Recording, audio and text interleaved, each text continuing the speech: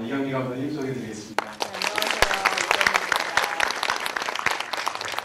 많이 기대하시고 오셨을 것 같아요, 여러분들이요. 공효진 씨 소개해드리겠습니다.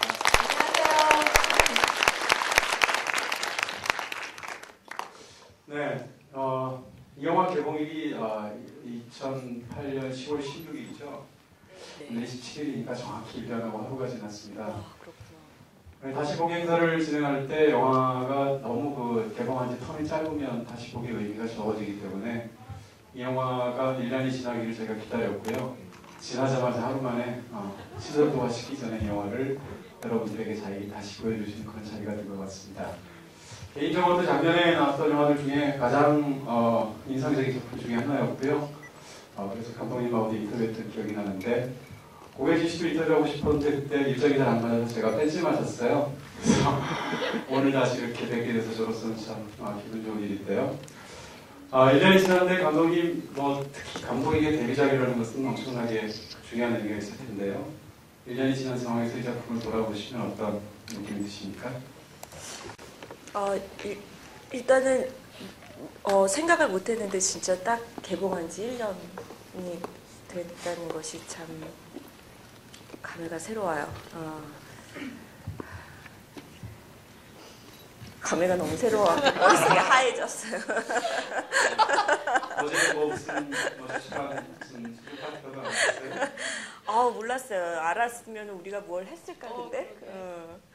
우리가 작년에 개봉하고 그 기억이 나요. 서울에서 마지막 상영하는 좀 시간이 지나면서 내리잖아요. 서울에서 마지막 상영하는 극장의 마지막 타임을 그때 효진 양이랑 저랑 서우랑 셋이 봤었어요. 어느 극장이? 메가박스. 메가박스였는데 네. 알고 보니 내일도 한대. 맞아. 우리 마지막인 줄 알고 막 감에 젖으면서 막 이랬는데. 서우는 맥주 몰래 숨겨갖고 들어가서 맞아. 취해갖고 우리끼리 바리바리 가방에 맞아. 숨겨갖고 들어왔었어요. 맞아요. 오징어랑 맥주랑. 세 분 말고 일반 고객분들도 많으셨나요? 네. 그때 저희 바로 앞에도 일반 관객분들이 계셨는데 이제 그분들은 저희가 있는 줄 모르신 거예요. 그래서 우리 뒤에서 계속 막 맥주 먹으면서 부시럭대고 막 서우는 급기야 클라이막스에서 화장실을 갔죠. 맥주를 너무 마셔서. 그러다 영화 끝나고 저기 앞에 계시던 그 커플분이 이렇게 뒤돌아보다가 저희를 발견하고 되게 놀라면서 반가워하면서 저희 2번 봤다고 그때. 3번 봤다고 그랬나? 커플이. 그 기억이 심상치 않은 갑자기. 맞아. 심상치 않은 커플 커플. 대화가 3번 보기 쉽지 않은데. 공혜진 씨는 어떠셨어요? 이 영화로 사실 정말 많은 칭찬과 찬사들을 받으셨잖아요. 저는 공혜진 씨 작품들, 제가 공혜진 씨 되게 큰 빅팬인데요. 공혜진 씨 모든 영화들 훌륭한 작품들 참 많은데 그 중에서도 가족의 탄생하고 미스 송강호에서의 공혜진 씨는 정말 훌륭한 연기를 한 것 같거든요. 근데 이 영화를 칭찬 참 많이 받으셨을 텐데 1년 지났을 때 지금 현 시점에서 이 영화가 본인한테는 어떤 의미로 남아있습니까? 영화 이제 개봉하고 너무 좋은 반응들이셔서 뭔가 내 인생이 달라지겠구나 했는데 2년이 지나 오늘 별로 달라진 건 없는 것 같아요. 네, 인생이더라고요. 열심히 해봐야 소용없다고 얘기하는 거. 세상에 너무 멋진 사람들, 잘하는 사람들이 많고 그냥 적당히 즐겁게 사는 게 좋은 것 같아요. 그때 영화 찍으면서 너무 정말 죽을 만큼 고생을 해서 뭔가 달라질 줄 알았어요. 네. 역시 예쁘게 나와야 되는 게요. 맞는 것 같아요. 현실이 사실 참 사람을 힘들게 하는 것 같아요. 순수하고 싶었는데 근데 감회가 저도 굉장히 새롭고 모르겠어요. 다 좋아하시지는 않는 것 같더라고요. 저는 이 영화 개봉하면 다 좋아할 거다, 다 웃길 거다, 뭔가 감성으로 어떤 양미숙을 응원해주지 못할 수도 있지만 재밌어하지 않을까? 그런 생각은 했었는데 싫어하는 사람도 있더라고요. 세상은 내가 생각하는 게 다가 아니구나 뭐 이런 것도 많이 느꼈고 네. 그랬어요. 씁쓸하네요. 그 지금 말씀하신 그 연장선상께서 감독님한테 질문을 드릴 수 있을 것 같은데요. 이 영화를 저는 극장에서 봤을 때 저는 진짜 뭐 우주에서 떨어진 것 같은 코미디다라는 느낌이 들었었고요. 도대체 이런 영화가 어디서 나왔을까라는 궁금함이 있었고요. 그때 영화를 보자마자 모든 사람이 좋아하지는 않을 것이다 라고 저도 생각은 들었었어요. 근데 오기 바로 직전에 이게 지금 1년 지난 상황에서 어떤 평가를 받고 있나 싶어서 뭐 가장 흔한 게 이제 포털 사이트의 소위 별점평이니까 쳐봤어요. 쳐봤더니 6.74더라고요. 근데 그 정도면은 싫어하는 사람도 되게 많다는 얘기거든요. 근데 이제 이 영화에 대해서 좋아하고 뜨거운 지지를 보내오신 분들 같은 이런 분들은 이미 수도 없이 많아졌잖아요. 그런 상황에서 영화로 너무나 데뷔작으로 크게 주목도 받으셨지만 양극단의 평가를 받으셨잖아요. 그런 것에 대해서는 어떻게 느끼고 계십니까? 6.73은 많이 올랐어요. 네, 작년에 더 나빴는데 우리 감독님은 다 찾아가서 봐요. 다 보고 모든 리플 다 보고 그래서 우리 통화하자고 그랬어요. 제가 욕했어요. 막 이러면서 감독이랑 서로 막 혹시 위로하고 본인 영화에 별점을 주시지는 않으세요? 제가 그거 진짜 하고 싶었는데 제 아이디가 들킬 수밖에 없는, 딱 보면 전지 않은 아이디라서 그래서 못하겠더라고요. 제 동생은 좀 해줬어요. 친지 동원해갖고.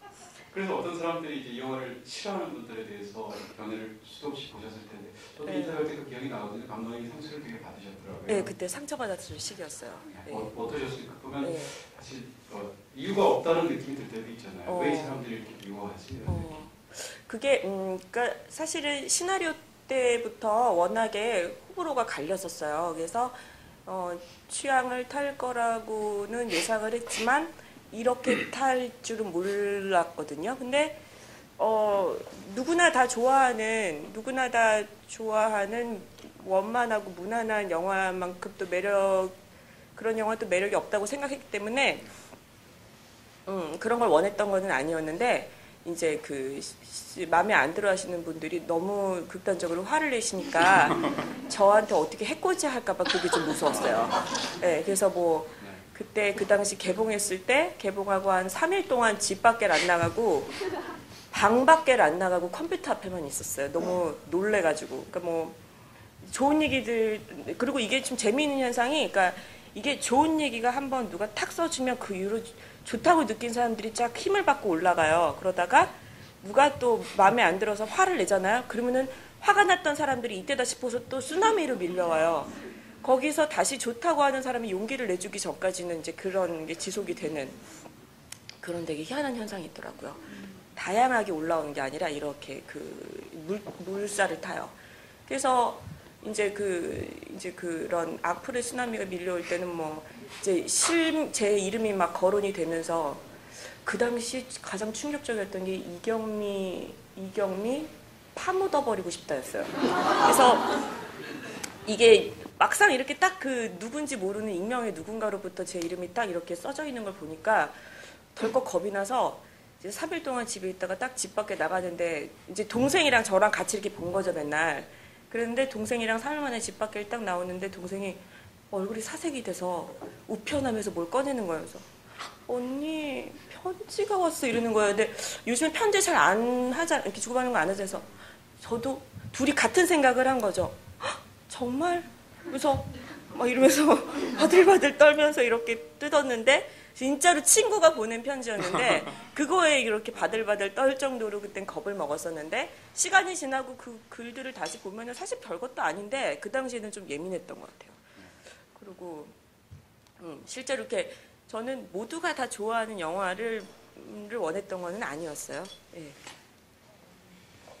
그 영화를 보면 양미숙이라는 여자는 이제 죽어도 안 잊혀질 것 같은 그런 느낌, 아주 강한 느낌 받으시잖아요. 그래서 저도 뭐 가르치기도 하고 그러니까 학생들이 캐릭터 영화가 뭐냐 이렇게 질문을 한 적이 있어요. 그래서 그때 예를 든 게 007 시리즈라든지 아니면 미스옥다운 같은 영화가 바로 캐릭터 영화다라고 제가 얘기할 수 있을 정도로 캐릭터가 정말 중요한 영화인데요. 감독님이 이 양미숙이라는 캐릭터는 처음에 얼굴이 붉어지는 어떤 사람을 생각하고 나서 처음 시작하셨다고 하셨는데 이 인물을 어떻게 만드시게 된 겁니까? 맨 처음에는 캐릭터 데뷔작으로 캐릭터가 강한 얘기를 하고 싶다고 생각을 했어요. 그러니까 나는 캐릭터를 만드는 것을 재미있어 하니까 그래서 그걸 더 잘할 수 있을 것 같고, 그런데 주변에 얼굴이 잘 빨개지는 사람들이 좀 있었고 그 사람들을 보면서 유독 그 눈길이 갔어요. 왜냐면 저도 얼굴이 잘 빨개지기 때문에. 예. 죄송해요. 제가 약간 감기가 걸려가지고 신종플루는 아니에요. 열은 안 나는데 그래서 목감기 걸려 좀 목소리가 안 좋아요. 죄송해요. 근데 어쨌든 간에 그래서 얼굴이 잘 빨개지면 곤란한 일이 진짜 많거든요. 예, 막 좋아하는 사람한테 이렇게 마음을 숨기고 싶은데 자꾸 막 드러나서 괴롭고, 안 좋아하는데 저 사람이 얼굴 빨개져고 좋아하는 줄 착각하는 것도 되게 괴롭고, 그런 여러 가지 곤란한 일들이 많겠다. 그러면서 이제 얼굴이 잘 빨개져서 곤란한 사람에 대한 얘기, 곤란한 무궁무진한 얘기를 만들 수 있겠다. 그런 데서 출발을 한 거죠. 근데 하다가 보니까 그 당시에 저의 상황이 아무래도 좀 반영이 되더라고요. 그러니까 그 당시에 굉장히 그 어떤 노처녀 히스테리의 절정이었고 되는 일도 없고 앞에 보이는 것도 하나도 없고 막 이러고 답답하니까, 그러면서 이렇게 애가 많이 이상해지고 아프고 힘든 애가 나오더라고요. 공연시키게 되신 분들이 싶었어요. 사실 이런 배역은 정말 그 연기 경력에 두세 번밖에 오지 않을, 저는 한 번밖에 오지 않을 그런 배역이라는 생각이 드는데, 매력도 있지만 황당무계한 느낌이 있지 않습니까? 처음에 이 배역을 맡아서 오케이를 하시기 전까지, 혹은 오케이라고 나서 촬영 들어가기 전까지 이 인물에 대해서 어떻게 느끼셨어요? 시나리오를 먼저 봤을 땐 이건 아니다. 제발 이게 내게 아니기를 막 그러면서 이제 화를 냈어요. 왜 이걸 나한테 그랬어? 막 이러면서 화가 났는데, 그 이유는 일단 제가 미인형이 아니라 제가 하면 와 진짜 양미숙이다. 이제 본색을 드러냈구나. 메이크업 지우고 약간 그럴 것 같은 거예요. 그래서 나에게는 치명적일 수 있겠다. 좀 더 아주 그냥 대놓고 예쁜 그런 배우가 하면 야 대단한 변신이다 그럴 텐데 나는 아닐 수 있겠다라는 생각이 제일 먼저 앞섰고, 사실 시나리오도 굉장히 재밌었어요. 그래서 정말 킥킥거리면서 시나리오를 봤고,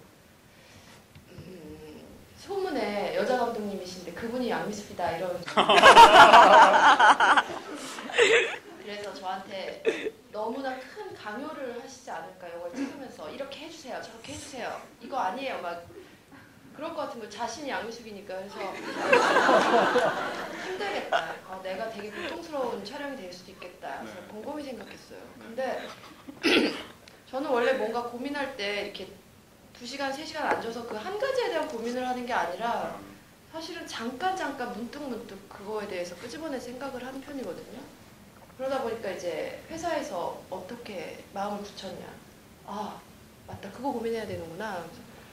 그게 난 모르겠고, 글쎄 근데 너무 웃기지 않아? 이렇게 계속 그거 생각을 하면 너무 그 여자가 웃긴 거예요. 그러니까는 가만히 앉아있다가 너무 우스꽝스러운 어떤 광경을 지켜본 그 어떤 삼자의 입장처럼 누가 커당하고 넘어졌는데 너무 웃긴 어떤 광경?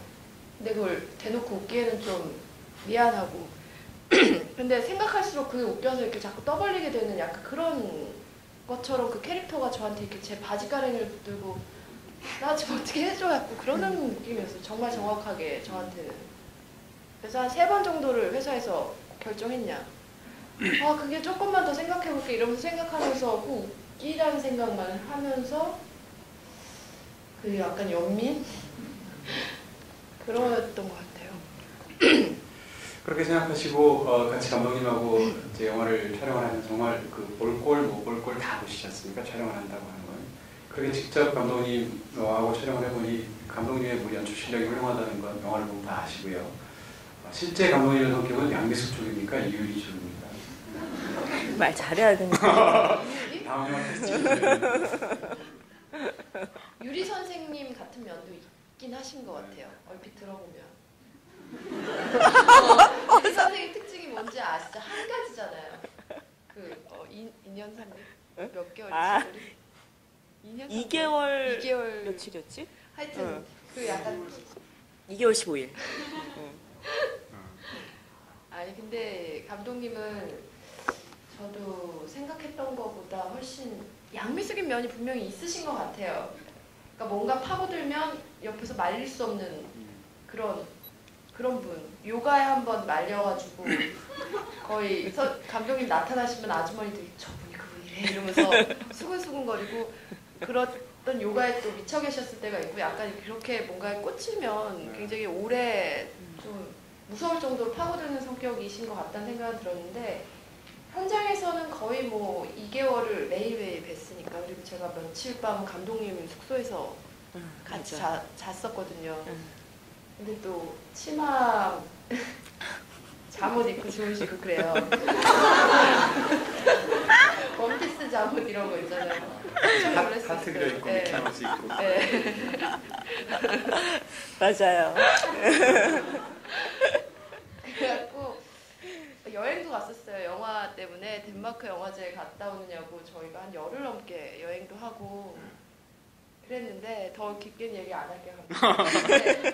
그래. 감독님은 양미숙의 어떤 그런 모습이 조금 있으신데요. 그보다 훨씬 매력 있는 분이에요. 되게 친해지고 싶고 안 보면 뭐하고 지낼까 굉장히 궁금한 사람? 네. 마음에 있으신 남자분 안 계시죠? 말하자면 아직 미련이 있습니다. 영화를 보고 나서 감독님 인터뷰를 했을 때 틀림없이 아주 이상한 독특한 면모가 있으실 거다라고 예상했는데 물론 아주 독특한 면모가 있으셨지만 제 생각하고 달리 너무나 정상적인 분이셨어요. 저는 그게 너무 놀랐는데 딱 하나 그날 그 양미숙의 단추를 봤다면 구두를 신고 오셨는데 구두가 너무 빨간색도 여러 가지가 있어요. 어두운 빨간 말이 있는데 너무나 그 빨간 구두 그래서 감독님 참 빨간 구두 신고 오셨네요. 제가 이렇게 말씀을 드렸더니 제 속에 감춰진 욕망의 표현이라고 할까요? 그렇게 직접해서 답답을 하시더라고요. 저는 사실 오늘 제일 궁금한 게 어떤 신발을 신고 오셨을까 하는 건데 오늘 하얀 거. 네, 이건 화이트, 하얀색인데 그냥 하얀색이 아니고요. 샤이니 화이트예요. 그래서 오늘도 역시 감독님이시구나 하는 생각이 들었습니다. 그 양미숙 그 캐릭터에 대해서 감독님께 여쭤보고 싶은 것은 지금 말씀해 주셨잖아요. 근데 아무리 시나리오를 쓰고 나셔도 촬영장에서 약간 그 배우의 특성이나 이런 걸 따라서 이렇게 현장에서 대사를 바꾸기도 하고요. 또 그런 경우가 많지 않습니까? 네. 종합적으로 봤을 때 양미숙이라는 캐릭터는 감독님의 특성과 공효진 씨의 특성과 혹은 완전히 창작된 특성이 대략 어느 정도의 비율로 녹아 있는 캐릭터라고 저희가 이해하면 되겠습니다. 잘 모르겠어요. 진짜로 그 시나리오를 쓸 때 어땠는지가 기억이 안 나요. 근데 분명한 것은 시나리오를 쓸 때 제가 생각했던 양미숙을 하고 지금 태어난 양미숙하고는 조금 다른데 만약에 제가 시나리오 때 생각했던 그 양미숙을 효진 씨한테 막 고집을 했으면은 되게 사랑받지 못하는 양미숙이 다 됐을 것 같아요. 그래서 효진 씨한테 이렇게 직접 이런 얘기는 한 적은 한 번도 없는데 정말로 이렇게 가끔씩 자다가도 벌떡벌떡 깨요. 효진이가 아니었으면 어땠을까 하면 끔찍한 거죠. 그런 생각 들어요. 예. 그때 그래서 우리가 초반에는 우리 초반에 한 2, 3회차 정도는 서로 이게 그 적응을 하느라고 힘들었던 기간이 있었는데 그때 참 그때 제가 이제 딱 생각을 했던 거는 이게 시나리오를 쓸 때 그것이 끝이 아니라 이게 이제부터 왜냐하면 이것은 시나리오를 썼을 때는 내 머릿속에 나만의 월드로 있는 것이고 이게 이제 이런 사람이 붙고 저런 사람이 붙고 했을 때 이것은 이때부터 유기체로 움직인다고 생각을 했어요. 이것은 내가 키를 잡고 내가 가는 게 아니라 이 사람들이 모여서 같이 간다라고 생각을 했어요. 그래서 저는 그냥 효진 씨한테 맡겼어요. 이제부터는 효진 씨가 아는 양미숙이 되는 거기 때문에. 그럴 때 이제 가장 쾌감이 들 때 어떨 때냐면 효진 씨가 어떤지 뭐 어떤 테이크를 딱 이렇게 보여주는데 나는 생각하지도 못했던 양미숙이 나왔을 때 그럴 때의 그 기쁨은 말로 표현할 수 없어요, 진짜. 구체적으로 네. 어떤 장면이었을까요? 예를 들면 제가 되게 좋아하는 모습 중에 하나인데 그 새 출발하겠습니다 하고 나서 이렇게 미소 짓는 얼굴이 있는데 그때도 원래는 오케이를 제가 했는데 효진 씨가 한 번 더 가고 싶다고 했어요. 그래서 그 갔는데 그 참 전대미문의 그 컷이 나왔죠. 그래서 제가 그때 편집하면서도 이렇게 그 제가 오케이 했던 테이크를 보면은 아찔한 거죠. 야, 이거 오케이로 갔으면 큰일 날 뻔했구나. 이런 좋은 컷이 나왔었겠구나. 뭐 엔딩에서의 그 마지막 그 웃는 얼굴도 제가 오케이 했던 거는 그 정 테이크였죠. 근데 효진 씨가 한 번 더 가자고 해서 간 건데 그럴 때는 나는 나보다는 효진 씨가 양미숙을 훨씬 많이 알고 있구나. 그렇게 느낄 때였던 것 같아요. 그럴 때가. 네, 말씀해 주신 그 장면이 아마도 보는 사람들 대부분이 이 영화에서 어떤 그 피크라는 느낌이 들죠. 저도 손 들고 얘기하는 그 장면을 정말 좋아하는데요. 공효진 씨는 어떠셨나요? 그러니까 영화에서 사실 처음에 이 양미숙이라는 캐릭터 자체가 과거장면 프롤로그를 빼면 삽질을 하면서 등장하잖아요. 그렇게 온 땅에 삽질하는 캐릭터로 정말 전대미문의 캐릭터를 연기하셨는데 영화 장면 속에서 가장 지금 생각해도 뭐라고 그럴까 스스로 생각보다 약간 뭉클해지는 그런 부분들 있잖아요. 그런 게 어떤 기억에 남는 장면이 어떤 겁니까? 가장 기억에 많이 남는 장면이 그 초반에 그리고 이제 후반 가까이 갔을 때 그 과거씬 그 종마공원에서 단체 사진 찍는 씬 그게 첫 촬영 날이었거든요. 그날이 제일 빨간 얼굴의 분장이었고 야외에서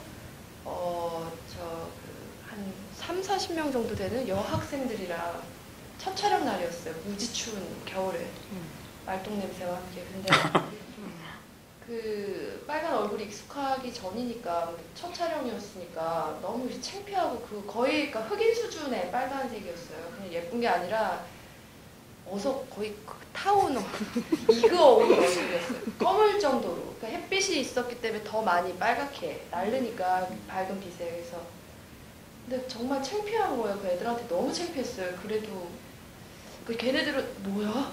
흑인이야? 흑인으로 나오나 봐 막 이러고 많이들 놀랬었어요. 그 친구들이 도대체 무슨 영화길래 여자 얼굴을 저렇게 빨갛게 했을까. 얼굴을 못 들고 있는데 그래도 앞에서 연기한 게 아니라 그 친구들 뒤에서 연기했으니 망정이지. 저는 그날 정말 숨기지 못했을 거예요. 아마 그 당혹스러운 걸. 근데 그날 찍은 게 사실은 첫 촬영이라 어떻게 양미숙을 연기해야 될지에 대한 어떤 그런 계획이 없고 막 헤매기 시작하는 순간이었는데 그때 저는 어떤 생각으로 제가 저렇게 했는지 잘 모르겠는 그냥 어떻게 보면 정말 진심으로 그 애들한테 창피하고 어떻게 보면 뒤에 서 있으니 다행이지 이런 그런 어떤 왕따의 그 소심함과 그런 게 있었던 것 같아요. 그 자리에서. 근데 그때 저는 영화를 그러니까 제가 나온 영화 중에 가장 많이 본 영화가 홍당무예요. 저는 영화를 거진 10번을 봤을 거야. 아마 덴마크 외국 영화제까지 뭐 합쳐서는 10번 정도 본 것 같은데 극장에서요.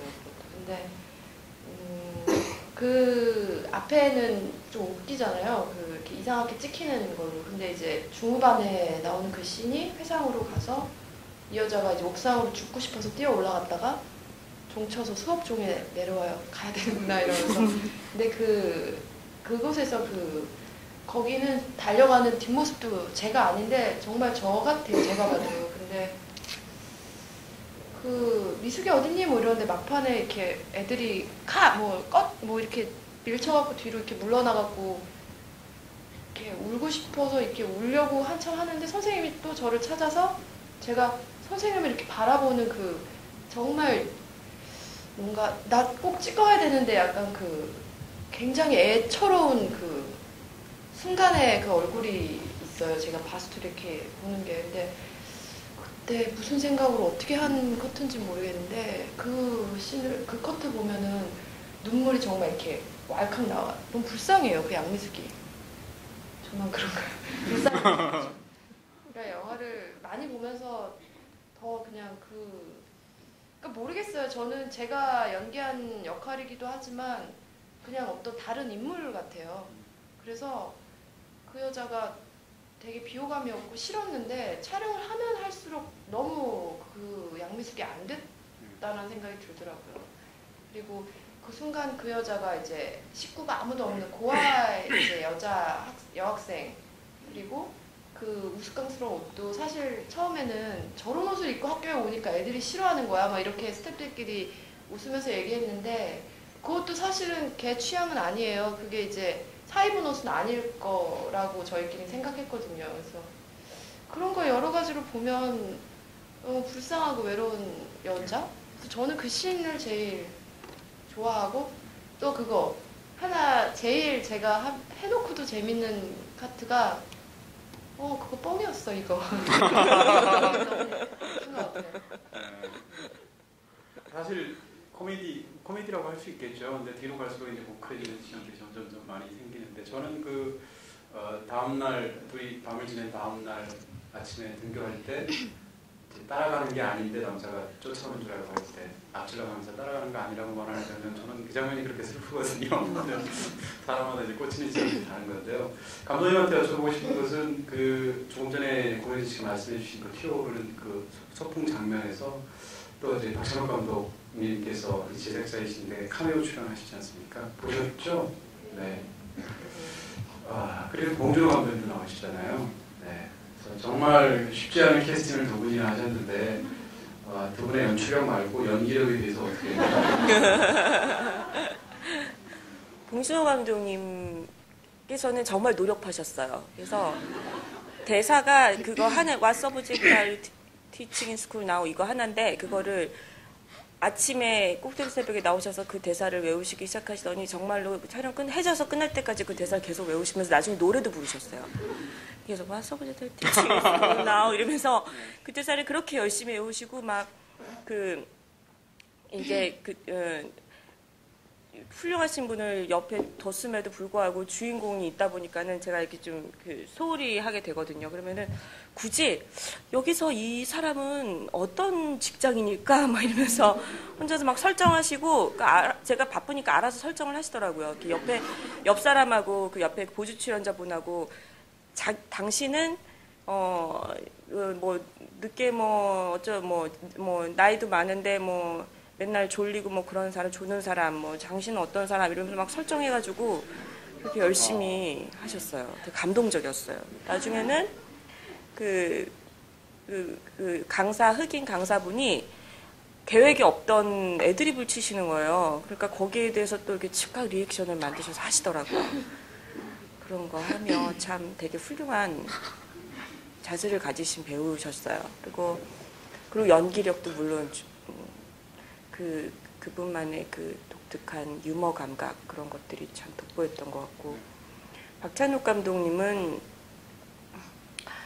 원래는 피부과 의사를 부탁을 드렸었는데 한사코 안 하시겠다고 거절을 하셨어요. 근데 들리는 소문에 의하면 연기를 정말 못하신대요.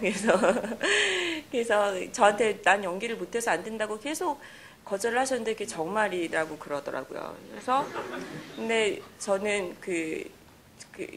제가 좋아하는 사람들을 화면 안에 좀 기록으로 남기고 싶었고 그래서 실제로 뭐 예를 들면 그 시나리오의 이름들이 다 제가 아는 제가 가까운 사람들의 이름을 많이 썼어요. 뭐 이수기도 그렇고 유리만 빼고 종희도 그 유명하신 헤어 분장하시는 분이시고 그다음에 뭐 그 밖에 연출부 이름도 다 넣고 이런 식으로 그렇게 뭔가 그런 걸 남기는 걸 좋아해서 박찬욱 감독님을 어떻게 남길까 하다가 촬영 첫날 구경 오셨을 때 슛 들어가기 직전에 말씀드렸죠. 감독님 여기서 이렇게 나오시다니 빠지시면 돼요. 그랬더니 어리버리 이러면서 하셨어요. 그래서 결국 화면에 남길 수 있었어요. 어떻게 평가하십니까?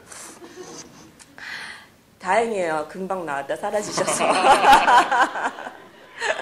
저 그 장면을 보면서 야, 박찬욱 감독님이 더 좋아졌어요. 왜냐하면 보면 완벽해 보이시잖아요. 여러 가지로. 네. 훌륭한 지식인이고 훌륭한 영화 감독이고 뭐 어떤 주제에 대해서도 훌륭하게 말씀하시고 근데 저분도 못하시는 게 있구나. 네. 너무 짧은 컷인데 흡사 NG 컷으로 보일 정도로 그래서 네, 사실 얼굴도 잘 안 보이잖아요. 근데 그런 느낌. 그날 카메라를 들고 오셨거든요. 응. 그거 그대로 들고 약간 맞아. 관광객처럼 나오셨어요. 네. 그 공연이 씨한테 여쭤보고 싶은 것은 그 영화 속에서 이제 양미숙이 컴플렉스 덩어리지 않습니까?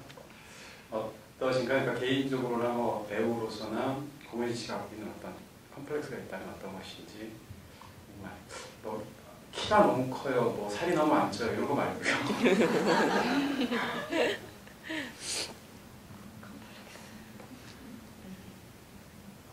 뭐 세세하게 따지면 그런 거 있죠. 뭐 콧구멍이 너무 동그래요. 뭐 그런 거. 뭐 다른 여자 배우들은 이렇게 콧구멍도 날렵해가지고 이렇게 멋있게 이렇게 위로 찍으면 이렇게 예쁜데 동그래가지고 뭐 그런 거 찾아보니 그런 거더라고요. 근데 사실 저는 부모님께 너무 감사하게 내가 키라도 안 컸으면 배우가 됐을까? 뭐 그런 생각도 하고 먹는 대로 살이 찌는 그런 타입이었으면 저는 사실 이렇게 영화 속에서는 영화를 보셨을 때는 아마 되게 독하게 악착같이 했을 것이다. 물론 홍당무는 그렇게 할 수밖에 없었어요. 근데 본래 성격은 지구력이 좀 없고 이렇게 실증도 빠르고 굉장히 낙천주의자라서 이 정도면 나는 충분히 잘한 거야. 약간 이렇게 좀 잘 그렇게 뭔가 이렇게 끊임없이 그렇게 하는 편이 아닌데 아마 살이 찌는 체질이었으면 그냥 저는 살이 쪘을 것 같아요. 그걸 뺄 수 있는 지구력이 없어요. 근데 저는 더 예뻤으면 좋겠죠. 예뻐서 이렇게 나오기만 해도 좋고 그랬으면 좋겠는데 그냥 저는 원래 그냥 잘 낙천주의자 그냥 다 나쁘게 보다는 이래서 다행이고 저래서 다행이고 그렇게 생각하는 편이에요. 네. 제가 질문을 이제 두어 가지씩 정도만 더 드리고 나서 언제나 그렇듯이 여러분한테 질문하시게 여기 마이크가 들어갈 텐데요. 궁금하시게 있으시면 생각해 두셨다가 이따 질문해 주시면 감사하겠습니다. 말씀하시니까 아까 사실 대기실에서 잠깐 그 말씀을 공효진 씨랑 나눴는데요. 공효진 씨 데뷔작이 여고괴담 2지 않습니까? 제가 그 영화를 워낙 좋아하는데 얼마 전에 제가 무슨 대학에서 강의할 일이 있어서 2주 전에 그 영화를 같이 본 적이 있어요. 근데 공효진 씨가 짧은 머리에 이제 키가 껑충해서 나오는데 그 당시에도 되게 인상적인데 다시 보니까 지금도 우리가 공효진이라는 걸 알고 있으니까 너무 인상적이더라고요. 근데 제가 김태형 감독님한테 인터뷰를 했을 때 공효진 씨에 대해서 길게 여쭤본 적이 있어요. 그랬더니 감독님 말씀이 천부적인 배우고 아주 순발력이 대단히 뛰어나다. 그런데 여고괴담 2 때는 연기를 너무 하기 싫어서 중간중간 도망을 갔다는 거예요. 그래서 공효진 씨 찾느라고 막 야단법석을 친 적도 있고 심지어는 어디 이렇게 짱박혀서 주무시기도 하고 그때 왜 배우신데도 주연급이셨는데 저는 사실 배우가 아니었고요. 그때는 모델 활동을 하고 있었고 그 생활이 너무나 즐거웠어요. 나이도 한 19, 20인데 여자들이 제일 좋아하는 예쁜 옷 입고 예쁘게 화장하고 예쁜 사진 찍고 이런 어떤 제 직업이 너무 즐거웠는데 근데 그 여고괴담이 크게 오디션을 했었는데 그때 웬만한 이제 모델로 활동하는 친구들이 다 오디션을 보러 가는 그런 분위기였었어요. 그래서 이제 보러 원래벌레 갔는데 뭐 즉흥 연기를 시키고 난생 처음 야 여기가 화장실인데 뭐 후배랑 싸우고 있어. 근데 선생님 들어왔어. 뭐 그런 거 시키셔가지고 어떻게 한 게 그렇게 됐어요. 근데 저도 나중에 들었는데 김태형 감독님 빼고는 다 저를 반대하셨다고 하더라고요. 무슨 배우 얼굴도 아니다. 뭐 제가 무슨 배우냐 뭐 그러셨다고 그러더라고요. 근데 그때는 사실 배우가 아니라 아무것도 듣고 배운 게 없었고 관심이 있는 분야도 아니었어서 사실 그냥 재미있게 놀러가 또래들이 한 5명 있으니까 만화책 이만큼씩 빌려가서 이렇게 어디 숨어서 그거 읽고 감독님한테 가서 감독님 우리 오늘 몇 시에 끝나요? 물어보고 원래 감독님한테 그런 얘기 여쭤보는 게 아니거든요.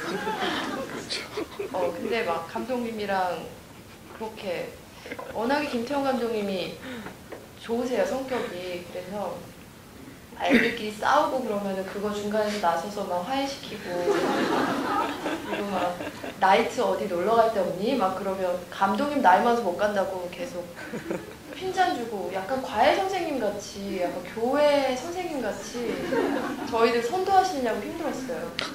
지금 생각해 보니까 정말 철없이 이제 이렇게 풀샷 같은 데 있잖아요. 그 마지막에 이제 뭐 그런 학생들이 많이 나오는 풀샷에는 기둥에 이렇게 슬쩍 숨어 있고 그랬어요.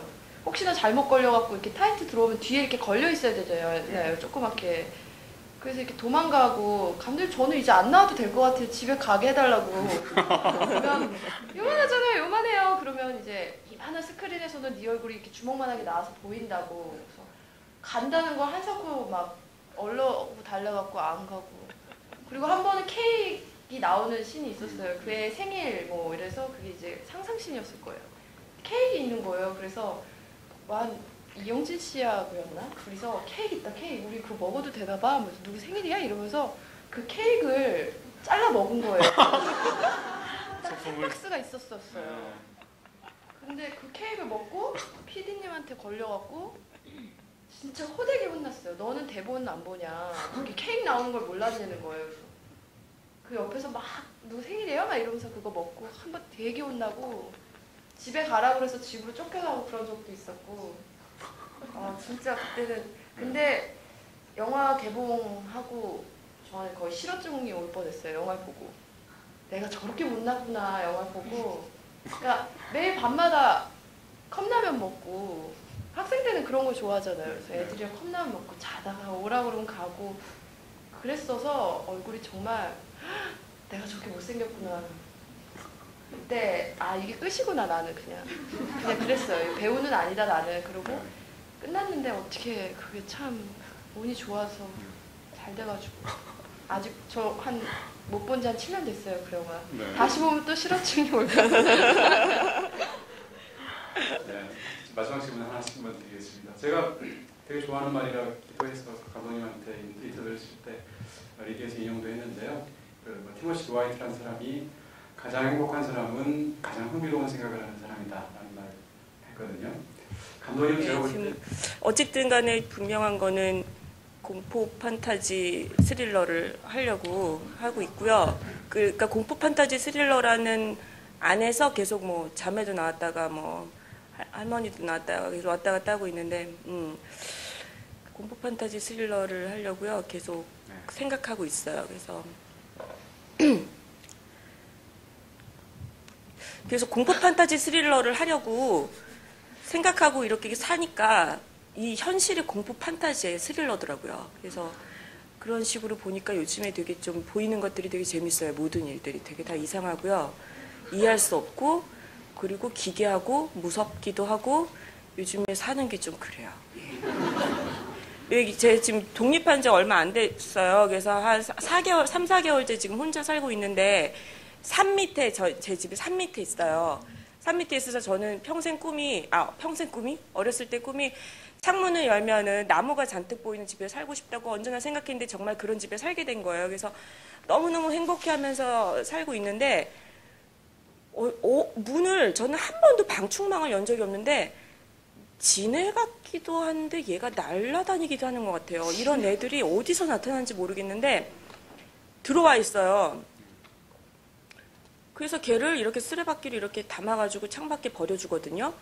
그러면은, 그리고 안방에 들어가면 똑같은 게 또 거기도 앉아있는 거예요. 그런 식으로 어디서 들어왔는지 모르는 얘네들이 이렇게 자꾸 저와 함께 살고 있는 게 벌써 제가 발견한 것만 해도 지금 한 10마리 넘는 것 같은데, 자꾸 이렇게 걔들이 어디서 들어왔는지 정체 모를 애들이. 형제일 거예요, 감독님. 근데 나는 그게 같은 애들일지도 모른다는 생각을 하고 이런 식으로 모든 게 지금. 쓰레받기 버렸는데, 버린 줄 알았는데 뒤로 이렇게 붙어가지고 이렇게 들어가는 거야. 지금 단독주택이신가요? 네. 저희 지금 현실이 다 공포 판타지 스릴러예요. 그래서. 네. 감독님의 가장 데뷔작에서 가장 큰 장점 중에 하나가 유머, 기상천외한 유머였는데 물론 유머도 담겨 있겠죠. 공포 판타지 스릴러를 하신다니까 어떨지 정말 궁금하고요. 봉현희 씨한테 마지막 질문하고 싶은 것은 최근에 이 영화 그리고 그 다음 영화였던 지금 이대로가 좋아요까지 사실상 그 여성 영화를 계속 하셨잖아요. 이 영화도 그렇고 그 영화도 두 분 다 여성 감독의 심지어는 남자 가장 중요한 캐릭터의 배역 비중이 되게 작지 않습니까? 그렇게 여성들이 위주로 돼서 영화들을 만들면 다른 이전에 그 남성 감독들의 영화들을 만든 것하고 다른가요? 현장의 분위기나 아니면 연기하실 때?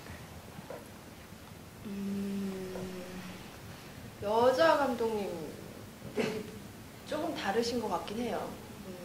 동성이라 더 편하기도 하고 또 남자 감독님하고는 삐지고 이런 거 없는데 여자 감독님하고 일을 하니까 좀 삐지기도 하고 양희숙같이 이렇게 자꾸 경계하게도 되고 그런 건 있는데 아무래도 조금 더 섬세하고 내가 원하는 어떤 그런 좀 이해가 안 가는 어떤 그런 심리 같은 것들을 표현하기에는 여성 감독님이랑 일하는 게 좋은 것 같아요. 그러니까 남성 감독님하고는 아무래도 이렇게 대화 어떤 아이디어가 이렇게 융통은 안 되잖아요. 왜냐하면 남자 감독님은 여자의 심리를 잘 모르시기 때문에 내가 생각하는 게 맞을 때가 많은데 여자 감독님이랑 하다 보면 조금 더 생각지 못한 어떤 그런 심리에 대한 그런 표현들도 더 많아지는 것 같고 아무래도 성격 좋은 여자 감독님들하고만 일을 해서 아직까지는 괜찮은 것 같아요. 여자 감독님이랑 일하는 게. 차기작을 앞두고 계셔서 말씀 조심하시는 것 같고요. 그 감독님 영화를 보면은 굉장히 제가 사랑스럽다고 생각한 게 그 목소리 톤의 연출이거든요. 그래서 기존의 어떤 영화들보다 진짜 목소리 톤이 너무나 사랑스럽다 막 이런 생각이 들어서 또 화면 끄고 목소리만 들으면서 영화를 보기도 했는데 그래도 진짜 내용이 잘 전달될 정도로 이렇게 목소리 톤의 연출이 정말 뛰어나신 것 같은데 실제 영화를 연출하실 때 그런 거 염두에 두셨는지가 궁금합니다. 목소리 톤을 연출을 하지는 않았어요. 예, 그거는 제 힘으로 되는 게 아닌데 배우들이 다 원래 갖고 있는 목소리가 있고 그거에 그거인 것 같아요. 제가 특별히 목소리 톤을 요구한 적이 있나?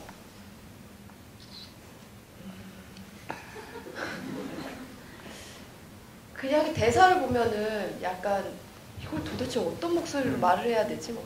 그 학생은 우리 거예요. 막 이런 거 있잖아요. 그게 사실은 초반에 촬영한 거예요. 네. 어떻게 보면은 한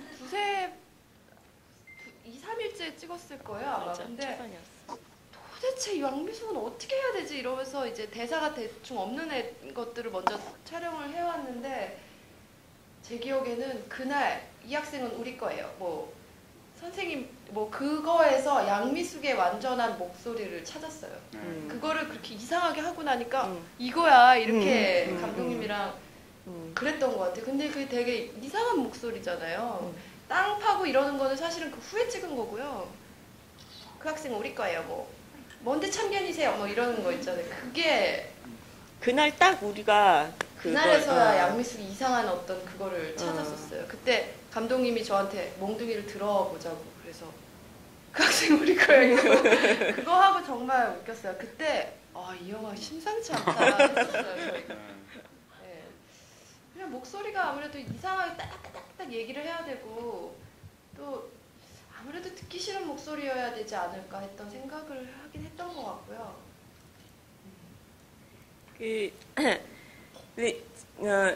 제가 생각했던 거는 이제 우리 영화가 워낙 대사가 많은 영화이기 때문에 그 대사가 분명히 전달되어야 된다라는 생각은 있었고 그래서 그 부분을 다들 많이 서로 신경을 썼던 걸로 기억하고 그리고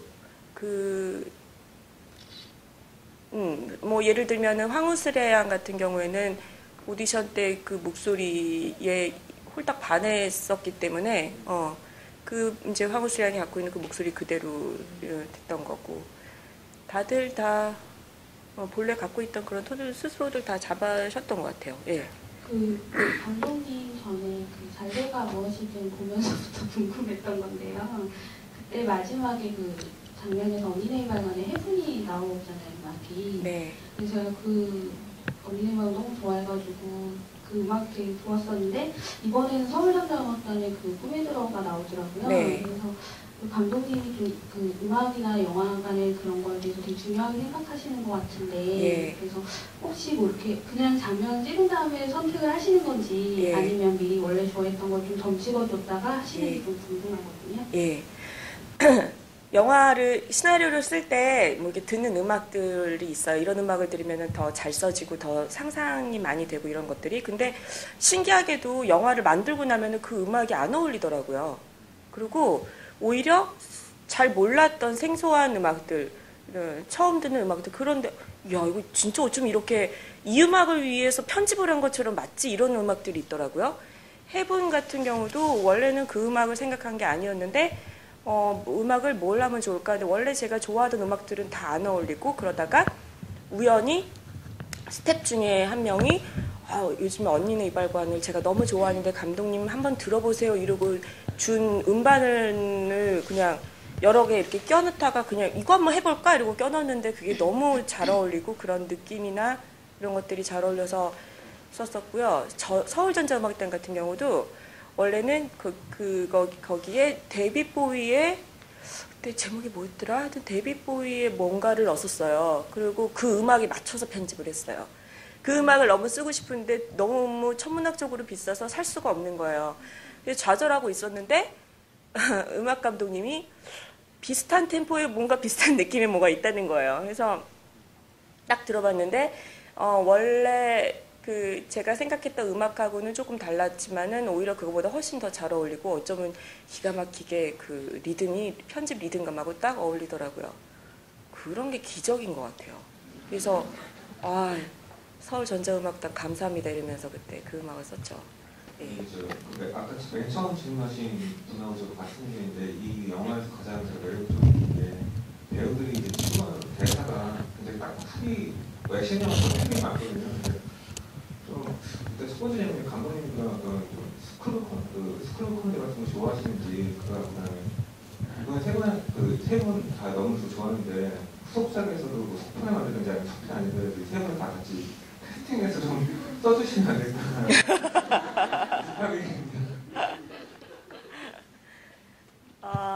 제가 우디 알렌 영화를 되게 좋아했었어요 그때. 그래서 우디 알렌은 지금도 제가 가장 좋아하는 감독님 중에 한 분이시고 우디 알렌 감독님이 저보다 먼저 세상을 뜨면은 그분이 없는 세상을 어떻게 살까 걱정이 될 정도로 좋아해요. 그분이 신작을 낼 때마다 이것이 마지막이 아니기를 기도하면서 볼 정도로 좋아하는데 그분 영화를 워낙에 좋아하니까 그분 영화가 대사의 또 향연이라서 그런 것들에도 좀 영향을 받은 것 같아요. 그리고 그다음에 근데 우리 영화에서 그렇게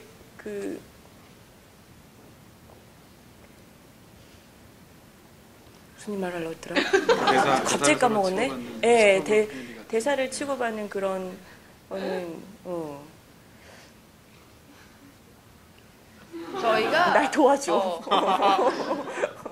그게 기적이라는 게 맞는 것 같아요. 진짜 처음에 이제 제가 먼저 캐스팅 됐고 유리 선생님이랑 종이 캐스팅하면서 굉장히 오디션도 많이 받고 또 들으면 아실 배우들도 많이 거론이 됐고 거의 하기까지 갔었는데 뭔가 희한하게 지금 생각하면 그때 생각했던 그 배우가 했으면 어떻게 됐을까 싶은 생각이 들은 어디서 처음 보는 그 두 아가씨를 데리고 왔을 때 처음에 너무 예뻐서 나에게 해코지 하려는 게 아닐까? 그런 생각했어요. 양미숙을 얼마나 못나게 보이려고 이렇게 예쁜 애들 데려와가지고 막 그때는 막 약간 그렇게 너무 예쁜 거 아니야? 막 그런 생각 했는데 좀 유리 선생님은 그냥 딱 유리 선생님이고요. 화도 짧고 역대요? 막 이러잖아요. 그런 거 뭐 그런 그냥 유리 선생님 말투 갖고 계신 그 황수래 씨가 그래요. 그리고 종이는 나이가 그렇게 어리지 않은데 종이랑은 저도 지금까지 맞춰봤던 호흡 중에 제일 좋은 호흡이었던 것 같아요. 네, 그래서 종이하고는 정말 시너지 효과가 많았고 종이랑은 그냥 현장에서도 계속 그런 상태였어요. 둘이 낄낄거리고 이리저리 왔다 갔다 하면서 참견하고 낄낄거리고 막 그랬었어요. 근데 그냥 그걸 이어가서 영화 속에서 그 액션 합처럼 정말 대사가, 그리고 그 대사들은 사실 길어서 어렵기도 한데 잊어버릴 수 없을 만큼 대사들이 좀 독특하잖아요. 말하는 것들이. 그래서 막 연습을 주거나 하진 않았어요. 그런 대사 하면서. 그냥 되게 비슷한 취향을 갖고 있었던 것 같아요. 종이하고 저하고. 웃김, 그 웃음의 코드가 정확히 비슷했던 것 같아요. 근데 감독님까지 그 약간 개그 코드가 딱 맞는 거예요. 그래서 웃긴 거 3개를 봐도 세 번째가 제일 웃겨, 뭐 그 중에서도 그 장면이 제일 웃겨, 뭐 이런 것들이 잘 맞아 떨어져서 그래서 아마 굉장히 좋은 콤비네이션이 됐던 것 같아요.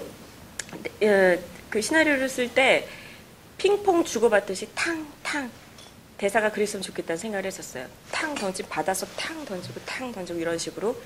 그래서 시나리오를 쓸 때 그 호흡을 생각을 했었어요. 그건 분명히 생각을 했었던 것 같고, 그리고 근데 이제 현장에 오니까는 이제 그 배우들이 이렇게 딱 이게 이제 그 어떤 이제 슛 들어가기 전에 이제 딱 상태에 오르면은 그 이 재미에서 더 뭘 만들면서 더 이게 그 시너지를 내더라고요. 지금 갑자기 생각난 게, 저는 그 DVD 메이킹 봤어요. 메이킹 보면은 그때가 다시 생각나더라고요. 왜 종이가 우리 아빠 보고 자지 깔깔하매 이거. 그게 자지 깔깔이라며. 자지 깔깔이라며. 그러면은 진짜 시나리오 때는 생각도 못했는데, 그러니까 그 탕탕 주고받으면서 절정을 팡 쳐주는 그런 것들을 이제 점점 서로들 다 만들어내더라고요, 현장에서. 그러면서 그때도 완전 절정을 쳤죠. 그때 완전 죽는 줄 알았어요. 너무 웃겨가지고. 네. 갑자기 그것도 걔가 생각해낸 거예요. 갑자기. 그리고 막 제가 갑자기 얘가 막 내 편 들어주니까 갑자기 일어나가지고 뭐 우리가 그걸 하면서 어떻게 애호박을 택배로 보내냐 그게 있어요. 그거 알아들으셨어요? 약간 무슨 소리 하는지 막 그 미친 여자처럼 소리를 지르잖아요. 누가 쫓아오는 것처럼. 근데 그것도 사실은 그건 대사에 있었는데 그 씬도 어떻게 하다 보니까 뒷걸음질 치다 걸린 씬이었어요. 그 씬을 보면 저희는 너무 웃기거든요. 네. 사실은 천천히 알아듣게 말을 하는 거였어요. 그 애호박을 어떻게 택배로 보내냐 뭐 이러는 거였는데 막 종이가 막 그거라며 막 이러고 그러니까 거기에 막 삘 받아가지고 감독이 갑자기 그냥 화를 확 내려는 거. 더 크게 해달래요. 나는 충분히 크게 말을 하고 있는데 감독이 자꾸 옆에서 크게 해달라는 거. 새벽 한 5시쯤 됐는데 그러니까 막 너무 힘들고 감독님은 다 막 이러니까 막 화가 나는 거예요. 저도 제 자신이. 나는 그거 아닌 것 같은데 감독이 자꾸 그렇게 하라니까. 그래갖고 어디 봐라 이건 NG지 이러면서 그렇다며 이랬는데 감독님 박장대소 하면서 부르시고 계시고 와서 한번 봐봐 이러는데 저도 보고 나는 아 그래 이거 아니다 효진 씨 NG 이럴 줄 알았는데 그걸 너무 오케이 하면서 좋아하시는 거예요. 그래서 저는 변태야 이러면서 그때 그 커트 보면서 희열을 느꼈어요. 그거 카타르시스였어요. 그거 정말. 네. 감독님이 양미숙이라니까요. 이 영화를 본 많은 분들이 그 심지어는 퀴어 영화라고 얘기할 정도였던 그런 호흡, 지금 말씀하신 서울시와의 호흡이 훌륭한 호흡이 있었던 것 같고요. 그리고 지금 말씀하신 그 뒤에 뭐 대답하시기 약간 어려우시긴 했지만 그 황호슬 씨와 서울시까지 그렇게 세 분이시죠? 예, 그랬으면 너무 좋겠는데 갑자기 문득 그 송강호 선배가 했던 얘기가 생각이 나요. 그 송강호 선배가 그때 놈놈놈 찍으시고 그때 어떤 뒤풀이 자리에 술자리 여러 사 있는 자리에서 저는 꼈다가 얘기하시는 거 들었는데 그 JSA 때 이병헌 씨를 처음 만나고 그때 막 서로 되게 좋아하면서 우리 꼭 한번 다시 뭉치자 그랬는데 이게 이렇게 길어질 줄 몰랐다. 놈놈놈에서 만날 때까지 이렇게 시간이 걸릴 줄 몰랐다. 우리 지금 이렇게 좋지만 또 우리가 언제 어떻게 또 만날 수 있을지도 모르겠다 이런 얘기를 하셨던 게 인상 깊었는데 그게 그렇더라고. 이게 마음처럼 그렇지는 않다지만 언젠가 또 뭉칠 수 있다면은 너무너무 해피할 것 같아요. 그때는 또 되게 다른 분위기. 저희끼리도 그런 얘기는 했었어요. 바꿔서 누구는 그 역할하고 이러면 재밌겠다 이런 얘기는 했었는데 제 생각엔 이보다 더 좋은 어떤 조화를 이뤄낼 수 있는 각각의 캐릭터를 찾기는 힘들 것 같아요. 이게 그러니까 되게 그 현장에 있으면은 순간순간이 매직이라고 느낄 때가 많아요. 그러니까 그날 아침에 어떤 분위기, 어떤 날씨, 어떤 바람, 식사가 어땠는지, 그리고 각각 배우 스태프들이 어떤 심리적 상태를 갖고 있는지, 이런 모든 것들이 다 이상하게 얽히고 설키면서 나오는 폭발하는 순간이 이제 화면으로 잡히는 거거든요. 근데 그게 우리가 다음에 또 만나면 그 날씨가 아닐 수도 있고 그 기분이 아닐 수도 있고, 네. 또 새로운 게 나오겠지? 그런 날이 또 오면 재밌을 것 같긴 해요. 근데 항상 현장이 그렇게 즐겁고 서로가 다 이렇게 뭔가 조화를 잘 이루지는 못해요. 근데 이제 뭐 거의 몇 년에 한 번씩 그런 작품을 만나게 되는 것 같아요. 이제 괴로울 때도 많거든요. 현장에서 잘 맞지 않고 연기 톤도 다르고 뭐 감독님이랑 나랑 생각하는 것도 틀리고 뭐 이래서 괴롭게 찍고 개봉하고 뭐 이런 작품도 있는데, 홍당무는 아무래도 굉장히 좋았어요. 그 모든 게. 그래서 아마 저도 아마 다음 영화를 하면서 그렇지 못한 환경에 되게 아쉽고 힘들 것 같고, 제 생각에 감독님도 아마 첫 작품이시니까 아무래도 장편으로는 그런 조합이 안 되면 또 이게 아니었는데 뭐 그런 아쉬움도 있고 그럴 것 같아요. 그만큼 조화가 굉장히 좋았어요, 이 영화. 네, 그런 뭐 조합 같은 것이 영화를 보면 그대로 아마 영화 여러분한테 느껴지실 것 같고요. 그리고 뭐 두 분을 더 캐스팅하신다면 아마 1년 사이에 그 두 분 개런티가 많이 올라서 캐스팅 비용이 많이 들 거라는 생각이 듭니다. 네, 영화 너무 잘 봤습니다. 그래서 영화에 그 백석의 시가 2번이나 낭송이 돼서 그 시를 왜 쓰셨는지 너무 궁금해요. 제가 백석 시인을 굉장히 좋아하고요. 특히 그 남신이주 유동 박시봉방을 되게 좋아해요. 거기서 제가 가장 좋아하는 구절이 지금 가만 그 내용이 뭐였지? 하여튼 내가 움직일 수 없는 더 큰 힘이 있다라는 그 구절을 좋아했었어요. 예전부터 좋아해서 가끔 제가 어떤 뭔가 부족한 상태일 때 그 구절을 보면서 힘을 얻고 그래서요. 그리고 우리 영화 안에서 인물이 처한 상황이 어쩌면은 얘네들이 이렇게 만나서 이렇게 조합이 돼서 이렇게 예를 들면 미숙이하고 종이같이 절대로 친구가 될 수 없는 그런 관계가 아주 각별한 관계가 될 수 있는 것도 얘네 둘의 힘만으로 된 것이 아니라 어쩌면은 더 큰 힘이 움직이고 있어 어떤 기적을 만들어준 게 아닐까라는 생각도 있었고, 그래서 적절하다고 생각해서 그 구절을 넣게 됐어요. 공유진님께 지금 전 배우가 개인적으로 배우가 상을 받고 싶었다라고 말하는 게 굉장히 멋있다고 생각을 하거든요. 굉장히 그 말이 인상적이었는데, 혹시 홍당무 말고도 그 전에 좀 칭찬 많이 받고 싶고 주목 많이 받고 싶었던 캐릭터가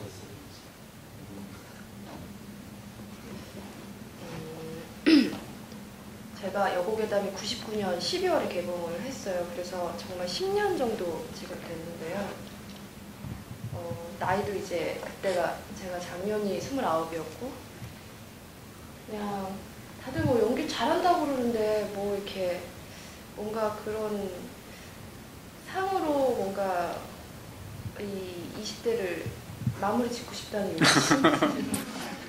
근데 사실 배우들은 시나리오를 보면서 알아요. 이거는 여우주연상 후보 내지는 상을 받을 수도 있겠다, 내지는 후보는 뭐 얼씬도 못하겠다, 이런 어떤 이 정도 캐릭터라면 어느 정도를 보여줄 수 있겠다라는 그런 생각이 드는데, 사실 미스 홍당무는 처음에 생각하고 고민하고 이걸 하지 말아야지 막 이러면서 결국은 하게 된 게, 그래 20대 마지막으로 어떤 그런 못난 이미 그런 거, 내지는 이렇게 좀 추잡해 보일 수 있는 거를 이제 마지막 20대를 마지막으로 뭐 그런 생각, 그리고 이렇게 힘들고 조금 좀 과감할 수밖에 없다라고 생각이 드는 그런 영화 캐릭터를 해야 되겠다 했던 건, 잘해서 상을 하나 받고 싶다라는 생각이 사실은 있었고, 배우들 다 그런 생각해요, 진짜로. 그리고 그만큼 힘들고, 저희가 24시간씩 촬영을 했어요. 아침 7시에 모여서 아침 7시에 그곳에서 떠나고 24시간을 깨어있다 보면 그리고 아무래도 계속 나와야 되니까 쉴 틈도 없었고 또 계속 화내고 찡그리고 이러고 있어야 돼가지고 굉장히 체력 소모도 컸고 심적으로도 힘들었었어요. 다 같이.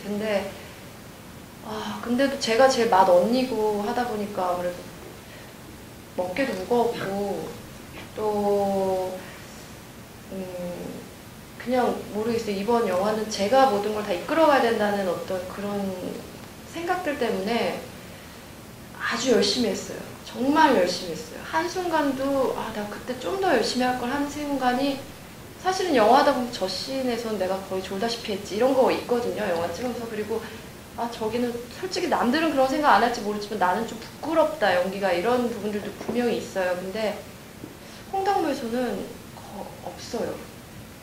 저 때는 내가 무슨 생각으로 내지 무슨 에너지로 저렇게 했는지가 그때는 받아도 될 거야. 나는 받을 수 있어. 이렇게 정말 진짜로 죽기 살기로 했고 쓰러져서 막 실려갈 것 같이 막 이렇게 온몸이 막 떨리고 막 이러는 거 있잖아요. 너무 이제 에너지가 고갈이 되다 보니까 이제 곧 죽을 것 같은 그런 순간도 많았고 그리고 그냥 양미숙이라는 어떤 그 캐릭터를 보면 그런 보상을 하나 해주고 싶었어요. 저는. 그 못난 어떤 여자를 정말 치부를 다 드러내면서 그 여자를 다 그렇게 까발려 놓고 미안하다는 생각이 나중에는 들었거든요. 이런 사람이 있을 수 있잖아요. 사실 양미숙이라는 이름을 어떻게 보면은 왜 저 이름을 썼어? 내 이름인데 이런 분들도 분명히 계실지도 모르고 그만큼 좀 비호감의 어떤 여잔데 분명히 그런 분이 계실 수도 있는데 내가 너무 나쁜 짓을 했나 그런 생각이 들기도 했었거든요. 그만큼 그 역할의 연민이 컸던 것 같아요. 저희 모두 다. 그래서 상 받을 때 거의 이산가족 상봉하듯이 막 울고 그런 거 정말 창피하기도 하고 그랬는데 그만큼 보상을 하나 해주고 싶었어요. 이런 여자 나와도 이런 영화 이렇게 잘 될 수 있고 상도 받을 수 있고 이런 거 해봐요. 다른 분들한테 다른 배우들한테 이런 영화 이런 역할 해보시라고 할 수 있는 가장 좋은 방법은 좋은 상을 받고 인정을 받는 길이라는 생각. 네, 제가 그래서 끝내 하나 받았고 너무 기쁜 나머지 그런 얘기를 했어요. 제가. 네, 말씀드린 대로 그런 느낌이네요. 저는 그 홍당무를 처음 보면서 저도 굉장히 신선하다는 느낌을 받았거든요. 근데 이제 그 반면을 이제 저도 딱 보면서 이 영화 앞을 많이 달리겠다 이런 생각도 많이 들었었어요. 그러니까 저희가 이제 좀 약간 교육적인 내용에서 보수적인데 선생과 제자 또 부모와 자식 간에 약간 좀 이렇게 도가 지나친 행동들이 많았잖아요. 그러니까 감독님이 이제 차기작을 준비하시면서 이제 악플도 싫고 또 이제 내가 만약에 잘못 연출했다는 면이 있다면 이제 그런 컷들이나 아니면 장면들이 지금 차기작엔 하지 말아야겠다는 게 있으신가? 아니면 더 그거보다 더 개성적으로 더 하시겠다는 게 있으신지 한번 궁금합니다. 차기작에 어떻게 반영하실지. 근데 홍당무를 만들 때 뭐 개성적으로 해야지 뭐 이런 그러니까 그런 계획으로 한 건 아니었어요. 그냥 이런 이야기를 했으면 좋겠는데 이런 이야기는 이 톤이 맞겠다라고 해서 선택을 한 거고요. 그래서 뭐 다음 작품을 할 때는 나의 개성을 살려서 뭐 이런 것도 잘 모르겠어요. 그냥 다음은 공포 판타지 스릴러를 하고 싶고 그러면 요거를 잘 살릴 수 있는 그래서 보는 사람이 무섭고 기이하고 간지럽고 그런 거를 해야겠다라는 생각만 있을 뿐이에요. 그리고 뭐 누구나 악플을 보면은 당연히 기분이 나쁘죠. 사람인데. 근데 글쎄 그게 그 경계선을 잘 타야 될 것 같아요. 예. 마인드 컨트롤 잘 하면서. 네, 이거는 웃기네, 재밌으시라고 하나 해드리면은 이제 개봉하고 얼마 안 돼갖고 이제 평점이 생각보다 안 나오고 악플이 좀 있고 이러니까 그러다가 이제 박찬욱 감독님께서 불러내셔가지고 그때 이제 몇 명이서 술을 마시는데 이제 뭐 제가 이제 뭐 평점이 몇 점이 나왔고요, 뭐 오늘은 이번 주 신의 20일에서 어느 분이 까셨고요, 막 이런 거. 그래 지금 상태가 이래요, 막 이러면서 평점 얘기를 했더니 박 감독님이 야 그런 걸 못 신경 써, 막 이러시면서 우리는 원래 5점대, 6점대야 이러는데 우리? 저는 속으로 우리? 막 이러긴 했는데 그러면서 의연해져야겠다. 그래야지. 사실은 양미숙이 가정 파탄 범은 아니에요. 지켜준 건데 유리 선생님이랑 이혼하려고 하는 거 지켜주려다가 어쩌다 보니 그렇게 된 거고. 그래서 저희끼리는 가정 파괴범이라고. 그래서 우리 15세 안 날 것 같아 뭐 이러는데 우리가 왜 가정 파괴범이야? 나는 가정을 지켜줬는데 뭐 이러면서 그렇지. 저희끼리는 막 그랬었어요. 파탄 날 뻔한 가정을 지켜줬는데 이혼 안 하게 해주려고 얼마나 노력하고. 그러게. 그리고 실제로 그래요. 그러니까 학생이 선생님을 때리는 건 정말 있어서는 안 될 일인데 나랑 제일 친한 친구가 내 아빠랑 잤다 그러면은 내 친구 때릴 것 같아요. 너 우리 아빠랑 왜 잤어? 이렇게. 그런 것 같아요.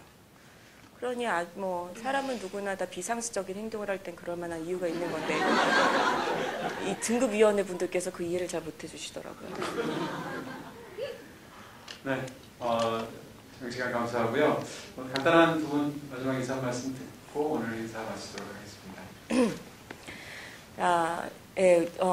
이렇게 개봉하고 참 1년이 이렇게 후딱 지나갔어요. 그래서 이런 자리 다시 보고 다시 보신 분들을 만나게 이렇게 해주셔서 정말 감사드려요. 이런 기회에 우리 잠시 잊고 있었는데 그래서 정말 감사드리고 그리고 또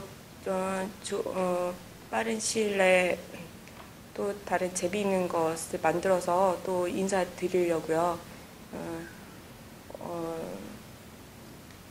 그때 또 만나요. 저는 빨리 저도 작품을 하고 연기를 하고 싶고 그런데 지금 이게 영화가 작년 4월에 촬영이 끝났고 지금 이대로가 저희는 사실 그 전이었거든요. 그래서 1년 반이 넘게 지금 직업을 쉬고 있는 백수로서 너무 이제는 연기하고 싶다 막 너무 하고 싶은 그런 상태에 있고 근데 요즘 영화가 이렇게 제가 이렇게 하고 싶은 영화가 별로 없기도 하고 워낙에 여자 얘기를 하고 싶은데 그런 것들이 없다 보니까 그래서 많이 하고 싶은 만큼 아마 다음 작품을 만나면 이렇게 뭔가를 분출하고 싶고 막 그런 욕심에 열심히 할 수 있을 것 같아요. 그러니까 또 다른 작품 기대해 주시고요. 혹시나 기대에 못 미치시더라도 제가 이제 잘못하기보다는 작품의 다양성이 조금 여자한테는 좀 좁아요.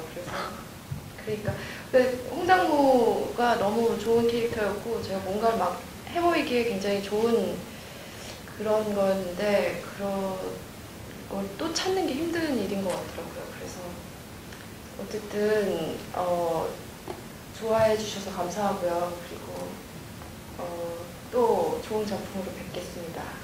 감사합니다. 감사합니다. 좋은 말씀 감사하고요. 들어주셔서 감사합니다.